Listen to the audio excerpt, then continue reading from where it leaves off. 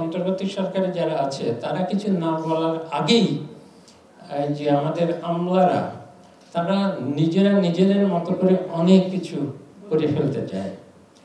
যাত্রাতেই আমি বলেছিলাম যে আমাদের অন্তর্বর্তী সরকার অস্থায়ী এবং বেশি দিন আর নাইও এখন।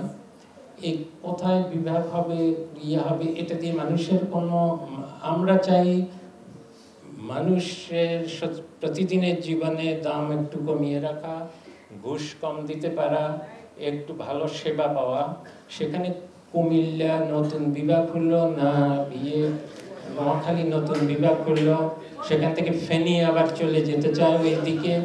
এই ধরনের সম্পূর্ণ মানুষের জীবনের সাথে সম্পর্কিত নয় এবং একটা স্বল্পকালীন সময়ের সরকারের সাথে সম্পর্কিত নয়, এরকম নতুন নতুন বিষয় তুলে আপনারা আপনাদের নতুন নতুন পদ সৃষ্টি করতে পারেন। কুমিল্লাতে নতুন নতুন কমিশনার হবে এবং অনেক পদ সৃষ্টি হবে এবং আমাদের জন্য হয়তো ইচ্ছা করে না অনিচ্ছাকৃত হয় নতুন নতুন সমস্যা তৈরি করছেন।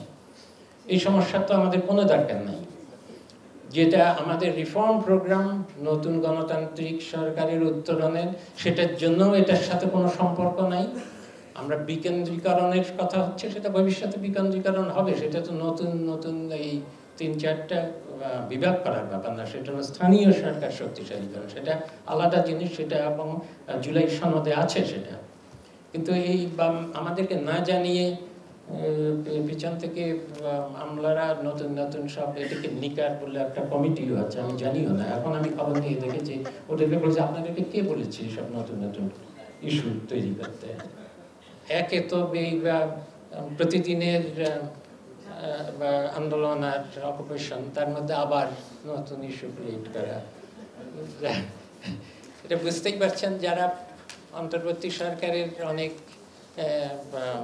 সমালোচনা করেন, কিন্তু আমাদের সীমাবদ্ধতার কথা তো একটু চিন্তা করতে হবে। কত দিকে এই 10-12টা মানুষ কত দিকে মনোযোগ দিতে পারে। যারা বিভিন্ন দাবি দেওয়া নিয়ে আসছেন তাদের মধ্যে একটা ধারণা হয়েছে যে অন্তর্বর্তী সরকারের আর 3 মাস আছে, এই শেষ সময়, এখনই শেষ, যতদূর পারো। এবং তাতে করে আমার নিজের যে যা আমার কাছে যে খবর আসে, এখনই তো আপাতত সবগুলো জায়গা অকুপাইড হয়ে আছে। শহীদ মিনার, প্রেস ক্লাব এবং আরও বেশি হলো শাহবাগ। এখানে এখন একটা লাইন আছে, যারা করতে চায়, আন্দোলনের জন্য রেডি হচ্ছে, আমি বলেছি তোমরা একটু বুকিং দিয়ে রাখো, কারণ এই জায়গাগুলোতে তো স্থান সংকুলন হবে না। যে মুহূর্তে আমাদের এই একটা দাবির মানুষরা চলে যায়, কিছুটা দাবি পূরণ হোক আর না হোক, তারপরে আসো তোমরা।